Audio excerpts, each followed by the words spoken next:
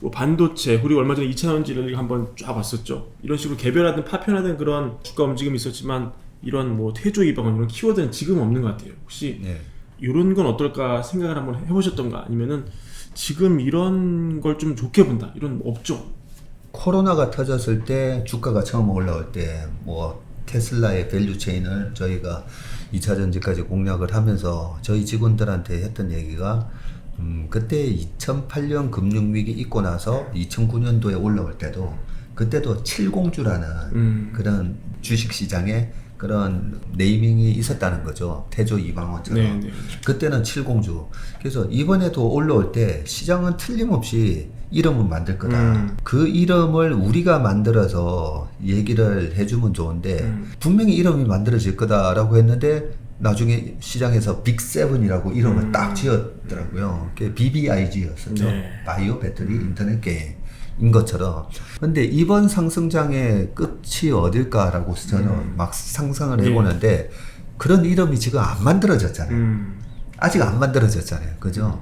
그래서 그게 엔비디아를 중심으로 올라가든 뭐가 됐든 이번 장의 끝은 또 그런 하나의 띠임이라고 하죠. 무슨 하나의 테마가 형성이 되고 그 이름을 부르면서 사람들이 아 이번에는 이거구나 하면서 쏠리면서 오버슈팅을 만드는 그런 모습이 나올 때가 끝이라고 생각하는데 지금 아직까지는 만들어지지 않았고 지금도 제가 봐도 분명히 AI 모멘텀이거든요. 그 AI 모멘텀에 이 대장주들이 어떤 이름으로 만들어질지는 아직 저도 잘 모르겠습니다. 2차전지 얘기가 나와가지고 하나만 여쭤보면은 그 2차전지 한창 이제 거품 가격이 근접해서 막 올라갈 때 어떤 생각을 좀 하셨습니까? 그 당시. 그게 뭐 거품인지 아닌지는 모르지만 자세히 한번 생각해 보시면 2020년 코로나장에 저 같은 사람도 동학개미의 스승 뭐 이런 네임이 붙었지만 제가 만약에 그때 당시에 아무도 얘기 안 하던 내년에는 3,000포인트 갈 겁니다 라고 얘기한 걸 맞췄다고 해서 제가 대단한 뭐 인기를 그때 얻었지만 그때 2021년도에 자 이제는 내년은 4,000입니다 라고 얘기를 했었더라면 큰 실수를 했었겠죠. 근데 그동안에 올라오는 그 시장의 힘을 보면서 4,000 얘기하는 분이 나왔었잖아요. 그때. 그럼요. 네. 그럼요. 3,600, 4,000 네. 얘기하는 분이 나오고 네이버 카카오를 보면서 꼭 삼성전자랑 비교를 해요. 삼성전자 이제 시대는 갔습니다. 과거 20년 동안에는 삼성전자로 300배가 올랐다면 이제는 네이버 카카오가 그냥 삼성전자처럼 됩니다. 라는 얘기에 소위 말하는 그 네카오에 많이 쏠려서 사셨던 거잖아요. 그러다가 삼성전자가 96,000원 가니까 뭐야 아닌가 봐. 삼성전자가 자율주행이라는 여기에 반도체가 엄청나게 들어가면서 삼성전자가 바로 12만 원을 갈 것 같아 하면서 또 9만 원에 삼성전자 막 몰려서 샀었잖아요. 그러고 나서 연말까지 삼성전자가 힘을 못 쓰니까 뭐 어떻게 됐었죠? 아유 뭔 지금 국장에서 그렇게 투자를 하고 있어요. 하면서 또 이제 비아냥거리는 소리가 나옵니다. 미장 오세요, 미장. 미장 계속 오르기만 하는 장인데 미국장 와서 돈을 벌어야지. 왜 그 한국장에서 한국장은 물적 분할도 많고 뭐 여러 가지 지배 구조도 안 좋은데 미국장 오세요 하면서 미국 시장이 그동안에 강했던 거를 바탕으로 이제는 그냥 미장만 하면 됩니다라고 얘기하는 분들이 소위 말해서 또 영웅이 돼요. 근데 그렇구나 하고 따라갔더니 작년에 또 박살났잖아요. 그죠? 그래서 제가 정말 투자의 본질이라는 그 책에서 주식 투자의 본질이 뭔가 해서 대중들이 인지하지 못하고 있는 기업 가치. 왜냐면 주식 투자 돈 벌려고 하는 거잖아요. 돈 벌려고 하는데 대중들이 인지를 너무 빨리 그때 2020년대에는 뭐 저부터 테슬라 얘기하면서 너무 빨리 인식이 되다 보니까 그 좋다라는 가치가 너무 빠르게 반영이 되다 보니까 수익이 안 났다고 보고요. 마찬가지로 우리나라의 위대한 그런 2차전지 회사 주식들이 대중들이 모르다가 유튜브에서 이렇게 좋은 회사입니다 라는 게 알려지면서 그렇죠. 이미 그 가치를 다 반영을 해버렸기 때문에 그래서 제가 4월부터는 2차 전지는 트레이딩 영역으로 좀 보셔야 된다. 그런 말씀을 드립니다. 알겠습니다. 우리 그 국채 혹시 그 체슬리는 국채 이런 것도 투자를 좀 하십니까? 채권도? 예, 저희가 개인연금 계좌나 퇴직연금 계좌 그런 거를 직접 저희가 이름을 못 해드리다 보니까 삼성증권하고 뭐 KB증권 해서 거기 자문 서비스라는 게 있거든요. 그 자문 서비스에서는 채권 ETF 예, 어떤 걸 사시라고도 얘기해놓고 하기 때문에 저희가 오신 분들한테 지금 주식, 채권 뭐 둘 중에 하나라고 얘기하시면 제가 상반기에는 주식으로 볼고 하반기에는 올해 4Q부터 내년 1Q까지는 금리가 좀 확 떨어질 수 있을 것 같아서 하반기에는 금리로 이제 돈을 버시는 될 것 같습니다라고 얘기했었는데 그래서 채권에 그동안에 1, 2Q가 경기 침체가 오면서 그러니까요. 금리가 확 떨어질 거다라고 생각하시고 들어가신 분들이 되게 답답하실 건데 물려있죠 다들. 네, 다음부터 물려 있으신데 채권도 저는 항상 1년 뒤를 상상을 해보거든요. 1년 뒤에는 뭐 미국의 국채 금리의 10년물 기준으로 지금 3.6, 3.7까지 네. 뭐 이러고 있는데 2.7, 2.5, 2.3 뭐 이 레벨 떨어진다고 봅니다. 1% 포인트 정도 떨어진다. 그래서 뭐 버티시면 되는데 제가 채권에 대한 질문을 받을 때마다 그래도 2배짜리, 3배짜리는 하지 마세요라고 말씀드렸거든요. 이 왔다 갔다 하는 구간에 녹아버리기 때문에 그런 거는 정말 내가 선수일 때 하는 겁니다. 선수. 모멘텀이 딱 생겼을 때 들어가서 정말 짧은 기간에 한두 달 먹고 나오는 건데 그런 걸 많이 떨어졌으니까 사서 기다리는 걸 절대 2배짜리, 3배짜리 그렇게 투자하시면 안 되는데 어쨌든 네, 채권 금리는 내년 요맘때 되면 2.5 이하로 떨어질 것 같아서. 알겠습니다. 이 박 대표님이 말씀하신 부동산 얘기가 항상 화제를 끌고 또 많은 분들의 관심이거든요. 오늘도 오랜만에 오셨으니까 짧게 하나 여쭙고 가겠습니다. 부동산 사실 제가 잘 모르는데 내가 투자하고 있는 자산에 대한 변동성을 알아야 된다라는 얘기를 했잖아요. 다들 내가 투자하는 자산이 얼마나 좋은 회사고 그 회사 비즈니스 모델만 공부를 하시다 보니까 최근과 같은 그런 마이너스 70% 이렇게 갔을 때도 막 놀리시는 거거든요. 이번에 그 엔비디아 주가를 살 때도 과거 10년 동안의 엔비디아 주가의 변동성을 제가 공부를 하고 샀어요. 딱 보고 과거에도 그러면 엔비디아는 마이너스 70% 난 적은 있었나 보면 과거에도 많았어요. 마이너스 뭐 90% 간 적도 있고 반도체의 특성상 네.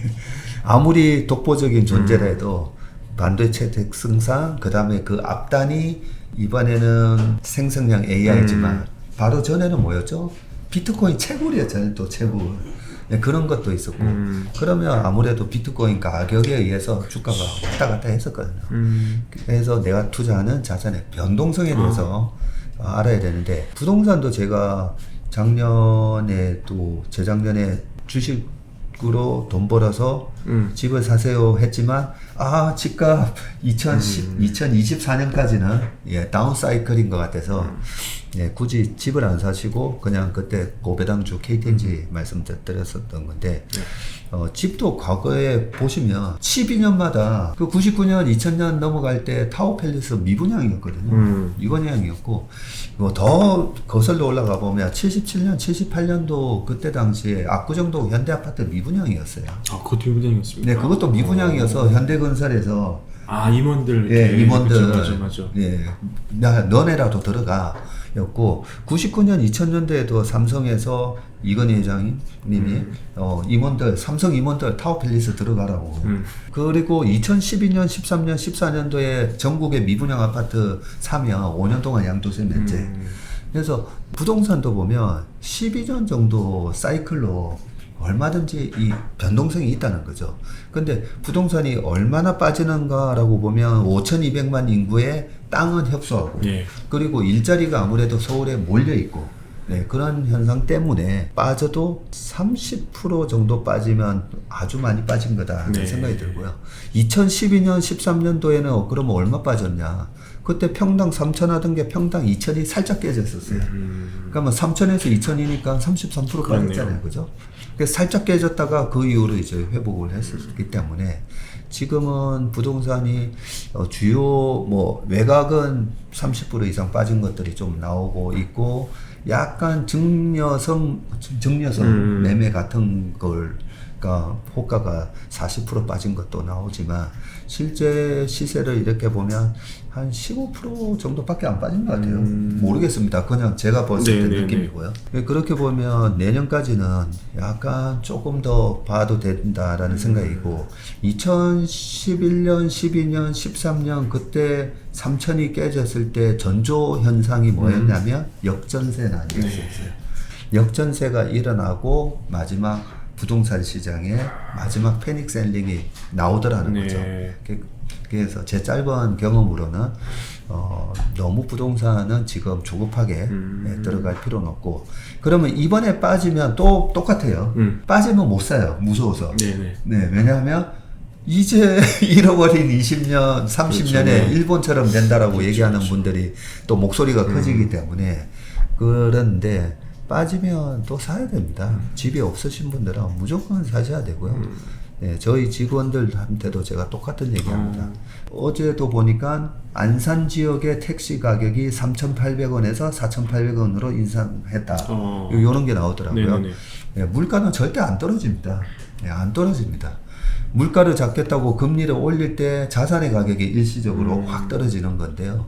물가는 미국이 저렇게 계속 달러 찍어내는 한 절대 안 떨어집니다. 그렇기 때문에 핵심 지역 서울 특히나 서울이나 경기도권에 지하철이 근접한 그런 아파트를 잘 보고 사시면 될 것 같다는 내년에. 근데 제가 부동산은 잘 모르는데 이런 얘기를 하니까 좀 잘 맞추시더라고요. 주식만 쳐다보고 있으면 정말 위험해요.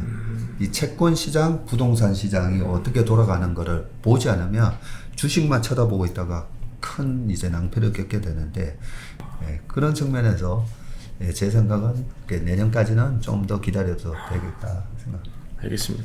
오늘 나오셔서 또 1시간 동안 좋은 말씀 많이 해주셨는데요. 끝으로 맺는 말씀, 뭐 지금 시기에 명심해야 할 투자 원칙 같은 거 있으면 한마디 보태주시면서 인터뷰 마무리할까 합니다. 제가 TV를 거의 잘 못 보는데 한 번씩 보면 되게 재밌는 드라마가 한 번씩 나오더라고요. 요즘 낭만 닥터 김성호 엄청 인기더라고요. 많이 봅니다. 이런 얘기를 하시더라고요. 뱁새가 왜 황새를 못 쫓아가는 줄 아냐. 뭐 이런 대사가 있었어요. 황새를 보고 그냥 쫓아가면 되는데 뱁새가 자꾸만 왔다 갔다 한다는 거죠. 중심을 잃는다고 그런 거예요. 제가 그 장면을 보면서 야 이거 다음 우리 매부리 가서 꼭 얘기해야 되겠다. 그러면서 거기 또 다른 강동준가 뭐 이런 뛰어난 의사가 그래요. 황새만 보고 따라오면 늦게 도달해도 도달한다는 거죠. 방향만 맞으면. 방향은 맞아요. 그러면 우리가 제가 주식 시장에는 여러 스타일이 있다 했잖아요. 박용옥 회장님 스타일 있고 모멘텀 플레이어 스타일 있고 아니면 트레이딩으로 도는 분들도 있어요 분명. 근데 트레이딩은 정말 쉬운 영역은 아닙니다. 그러면 내가 어떤 황새를 따라가는지에 대한 부분 한번 저는 생각해 보셨으면 좋겠어요. 매년 스타들이 유튜브 스타들이 탄생을 해요. 이 황새구나 라고 쫓아가다 보면 아닌가?